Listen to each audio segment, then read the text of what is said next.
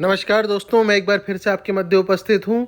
अप्रैल के महीने में पड़ने वाले पुष्य नक्षत्र से संबंधित जानकारी लेकर के। इस बार का जो पुष्य नक्षत्र है ये बहुत ही महत्वपूर्ण है, क्योंकि नवरात्र की तिथि भी चल रही है। और सबसे बड़ी बात, आज जो उपाय आपको इस चैनल में बताया जाएगा वो मंगल पुष्य नक्षत्र के दिन अगर करें तो उसका आपको सर्वाधिक फल प्राप्त होता है। वैसे करने को तो ये उपाय आप किसी भी मंगलवार को कर सकते हैं, लेकिन मंगल पुष्य नक्षत्र के दिन अगर आप ये उपाय करेंगे तो इसका आपको एक अलग ही अनुभव, एक अलग ही फल प्राप्त होगा। सबसे पहले आप ये देख लीजिए कि पुष्य नक्षत्र प्रारंभ कब हो रहा है। 16 अप्रैल मंगलवार प्रातः 3:05 पे पुष्य नक्षत्र की तिथि प्रारंभ हो रही है और समाप्त हो रही है बुधवार 17 अप्रैल प्रातः 5:16। यानी कि जब प्रारंभ हो रहा है तो उस समय सूर्योदय नहीं हुआ है, यानी कि 16 तारीख अंग्रेजी कैलेंडर के हिसाब से लग चुका है। और सबसे बड़ी बात यह है, नवरात्र में अष्टमी की तिथि भी उसी दिन पड़ रही है। नवरात्र के जो उपाय आपको पहले बताए गए थे, जो आपको प्रथम दिन से प्रारंभ करके करना था, वो आप कर सकते हैं, वो आप करते रहिए, उसमें कोई समस्या नहीं है। लेकिन ये एक अलग उपाय है जो विशेष तौर पे केवल मंगल पुष्य नक्षत्र के दिन अगर आप करेंगे तो उसका आपको अलग ही परिणाम मिलेगा। आपको बता दें उपाय के लिए आपको करना क्या है। सबसे पहला काम, आपको प्रातः ब्रह्म मुहूर्त में उठ करके स्नान कर लेना है। स्नान करने के बाद अकोना या आक, जो पत्ता आपके स्क्रीन पे भी दिखाया जा रहा है, वैसे 11 पत्ते आपको लेना है। उन 11 पत्तों को ले करके आपको शुद्ध जल से धो लेना है, साफ कर लेना। ध्यान रखें कोई भी पत्ता कटा हुआ ना हो या फटा हुआ ना हो।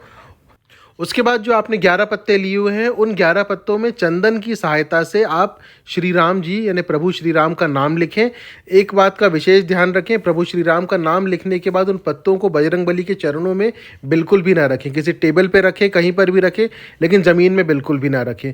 ज़्यादातर लोग ये गलती करते हैं, बजरंगबली को जो माला चढ़ाना हो या पत्ते में प्रभु श्री राम का नाम लिखा हो, उसे ले जा करके बजरंगबली के चरणों में रख देते हैं, या फिर माला इतनी लंबी बना देते हैं कि जो पत्ता है वो बजरंगबली के चरणों को छू रहा होता है। कभी भी अपने जीवन में ऐसी गलती ना करें। यदि आप कहीं ऐसा होता हुआ देखें भी तो उस माला को आप ठीक कर दें, ताकि जो प्रभु श्री राम का नाम है वो बजरंगबली के हृदय के पास आ जाए, उनके चरणों के पास ना रहे।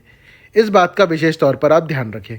तो पत्ते लेना है, आपको धोना है साफ, नाम लिखना है प्रभु श्री राम का। उसके बाद उस पत्ते की आपको माला तैयार करना है। माला तैयार करने के बाद आपको निकट बजरंगबली के मंदिर में जाना है, और जाने के बाद वहाँ बैठ करके सबसे पहले आपको एक दीपक प्रज्वलित करना है चमेली के तेल का। और चमेली के तेल का जब दीपक प्रज्वलित हो जाए तो उसके बाद ध्यान रखिए, माला तब भी आपको नीचे ज़मीन पे नहीं रखना है। उसे या तो अपने हाथ में पकड़े रहें या किसी ऐसे स्थान में रखें जो कि बजरंगबली के पैरों के पास ना हो, क्योंकि उसमें प्रभु श्री राम का नाम लिख दिया है आपने। अब वहीं बैठ करके सबसे पहले प्रभु श्री राम का जो मंत्र आपके स्क्रीन पे दिखाया जा रहा है उसका आपको एक माला का जाप करना है। जाप होते ही साथ जो बजरंगबली के लिए आपने माला तैयार की है वो बजरंगबली के गले में पहना दें, उनकी मूर्ति पर पहना दें, और फिर 5 बार हनुमान चालीसा का पाठ करें। 5 बार आपको हनुमान चालीसा का पाठ करना है।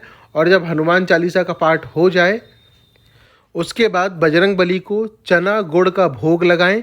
चना गुड़ का भोग लगाने के बाद एक नारियल हाथ में ले लें, और आपके जीवन में जो भी समस्या है वो समस्या बोलते हुए उस नारियल के साथ उस समस्या को बजरंगबली के चरणों में वहीं छोड़ करके आप चले आएं। चना गुड़ का जो भोग आपने लगाया था उसे वहीं रहने दें। यदि कोई नकारात्मक समस्या है जिसे आप छोड़ना चाहते हैं, जिससे आप अपने आप से दूर करना चाहते हैं, तो नारियल के साथ उसे वहीं छोड़ दें जैसा आपको पहले बताया। और अगर कोई सकारात्मक चीज़ है, कोई इच्छा आप पूरी करना चाहते हैं, अपने पास लाना चाहते हैं, तो उस स्थिति में आप बजरंगबली से प्रार्थना करें। नारियल चढ़ाने की आपको आवश्यकता नहीं है। चना गुड़ चढ़ाने के तुरंत बाद आप वहीं खड़े होकर के बजरंगबली से प्रार्थना करें। प्रार्थना करने के बाद चना गुड़ में से कुछ हिस्सा लेकर के आप अपने साथ घर में आ जाएं और अपने परिवारजनों के साथ मिल करके खाएं। तथा आने से पहले बजरंगबली से क्षमा याचना ज़रूर करें, और पूजा की समाप्ति के बाद 11 बार प्रभु श्री राम का जो नाम है या जो मंत्र आपने पहले पढ़ा था उसको 11 बार कम से कम वहाँ पढ़ करके आएँ। तथा जो भी गलती हो उसके लिए क्षमा याचना करें, जो कमी हो गई हो उसके लिए भी आप उनसे प्रार्थना करें। ये मंगलवार का वो विशेष उपाय है जो कि पुष्य नक्षत्र में किया जाता है। आप ये आजमाया हुआ और एक अचूक उपाय है। आप पूरी भक्ति भाव से, श्रद्धा भाव से करके देखिए, निश्चित तौर पे आपको इसके प्रभाव देखने को मिलेंगे। अब हम चलते हैं दोपहर के समय की तरफ जब आप खरीदी भी कर सकते हैं, क्योंकि पुष्य नक्षत्र का दिन है, अष्टमी की तिथि भी है और बहुत ही शुभ मुहूर्त भी है। खरीदी का मुहूर्त बताने से पहले मैं चाहूँगा कि आप इस चैनल को सब्सक्राइब ज़रूर कर लें। यदि आप इस चैनल में पहली बार आए हैं तो सब्सक्राइब ज़रूर कर लें, वीडियो को लाइक ज़रूर करें। आपके लाइक करने से ये वीडियो कई लोगों तक पहुँचेगा और हर कोई इससे लाभान्वित होगा। सब्सक्राइब कर लिया हो तो धन्यवाद। बेल आइकन का बटन जो है उसे ज़रूर दबा लें, जिससे कि चैनल में अपलोड किए जाने वाले किसी भी उपाय या वीडियो की जानकारी सबसे पहले आप तक पहुँचेगी। सब्सक्राइब कर लिया हो तो धन्यवाद। अब हम चलते हैं आगे की तरफ। ये दिन इतना शुभ है कि आप अगर चाहें तो कोई नया कार्य भी शुरू कर सकते हैं, नया व्यापार शुरू कर सकते हैं, बहुत सारी चीज़ें हैं आप कर सकते हैं। उसके लिए एक विशेष समय है जो आपको बता देते हैं।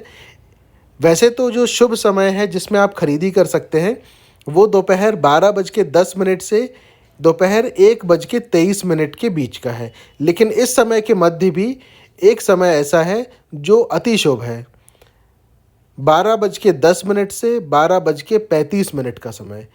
ये समय अति शुभ है। इस बीच में आप जो भी नया कार्य प्रारंभ करना चाहते हैं, कोई नया निवेश करना चाहते हैं, कुछ भी लेन देन खरीदी करना चाहते हैं, निश्चित तौर पे कर सकते हैं आप। विशेष तौर पे एक बात का ध्यान रखिएगा, किसी प्रकार का उधार मत लीजिएगा, लोन मत लीजिएगा इस समय, क्योंकि दिन मंगलवार का भी है और साथ में तिथि और मुहूर्त ऐसा है कि जो भी चीज़ आप करेंगे वो कई गुना बढ़ करके आपको प्राप्त होगी। इसलिए उधार लेने का या कोई नकारात्मक कार्य बिल्कुल भी ना करें। कोई प्रश्न हो, कुछ पूछना चाहते हो आप तो कमेंट बॉक्स में लिख करके पूछ सकते हैं। जल्दी ही दूसरे उपाय दूसरे वीडियो के साथ फिर उपस्थित होंगे। धन्यवाद।